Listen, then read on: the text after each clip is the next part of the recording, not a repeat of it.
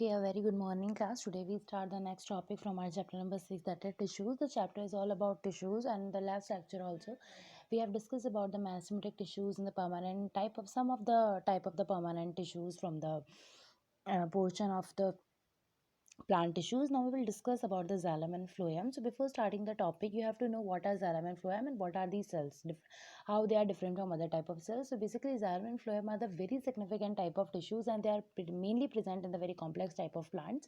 And the main function of these plants is to provide the nutrients and the food and the water to the different parts of the plant. Okay, so basically we have just in the previous lecture we have discussed that what are the permanent tissues. They may be of the simple permanent tissues, that is made up of only one type of cells, and now we will discuss the complex permanent tissues that is made up of more than one type of cells. Okay, and the xylem and phloem are the such type of cells. Okay, and we will discuss about them in the much more detailed part.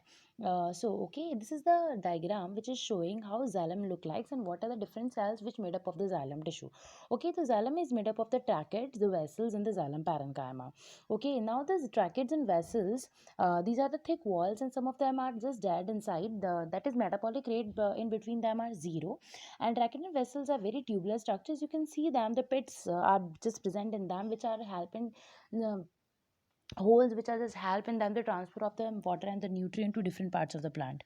Okay, and here the parenchyma are just this parenchyma, as in the previous parenchyma, it is also involved in the same process, that is the storage of the food products.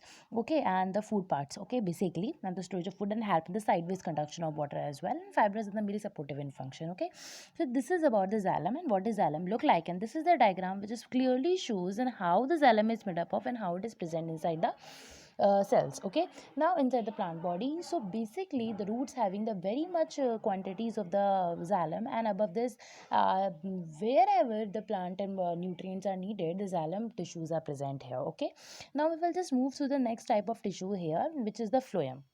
Now what is phloem?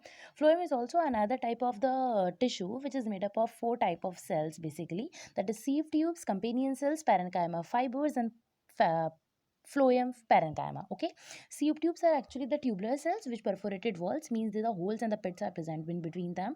And phloem is unlike xylem in that material can move in both the directions in phloem. Okay, and phloem, just the basic way it just transport food leaves to the other parts of the plants. Okay, and during all this process it very just involved in the fibers and the living cells, the basically they are living cells. And one more thing which is very just important here, that companion cells, these are the cells which are having the nucleus, so the sieve tubes are controlled by the companion cells. Okay, so this is about the phloem. Okay, so basically what we have learned now, we have learned that there are two type of tissues, the plant tissues and the animal tissues. And the plant tissues having the meristematic tissues and the permanent tissues. Meristematic tissues are the tissues which having the ability to just divide throughout their life, and the permanent tissues which lose the ability to divide. And permanent tissues are further of two types, that is simple permanent tissues and complex permanent tissues. Simple permanent tissues that made up of only one type of cells, and complex permanent tissues, these are made up of the more than one type of cells, basically. And the types here, which are different types here.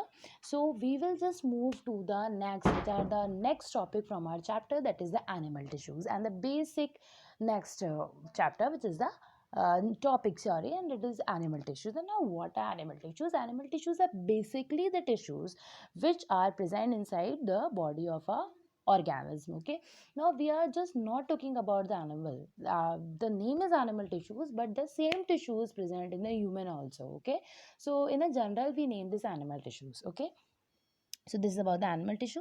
When we breathe, we can actually feel the movement of our chest. How do these parts move? Actually, from having the specialized cells and called the muscle cells, and the relaxation, these result in movement. So basically, if we just take a diagram here, just here, okay, the stomach. What is the stomach made up of? It is made up of muscular tissues, means the contraction, relaxation inside the stomach. It feels like we are hungry. It feels like when we are full of this food, and we don't need any much food further. So this is about the tissues as well. So basically, the animal tissues are broadly divided into the four types, that is epithelium tissues, muscular tissues, nervous tissue, and the connective tissue. Okay, and we will discuss it in a very detailed portion, because the epithelial tissues, they having the 4 to 5 types, the connective tissue they having to 6 to 7 types, the muscular tissues they are having to 3 types, and the nervous tissue, that is one, that very important type of tissue. Now I'm just providing you a very general concept here, just a general concept. We are not discussing the animal tissues in here in this lecture, we will just discuss in the tomorrow. So before starting that, there are some questions we would discuss.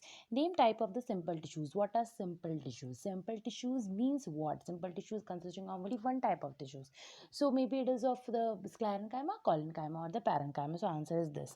Okay, where is the apical meristem found? Where is it is found? It is in the tip of the plant. Okay, and which tissue makes up the husk of the coconut? Husk of the coconut is a very dry and it is a dead part, and the which cell is very dead, and it is which is none other than but sclerenchyma. So the answer is the sclerenchyma.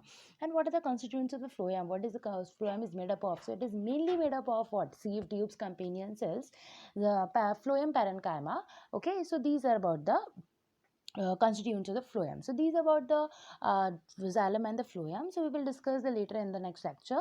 This is about today, and we will provide the worksheet about the this lecture by tomorrow. Thank you.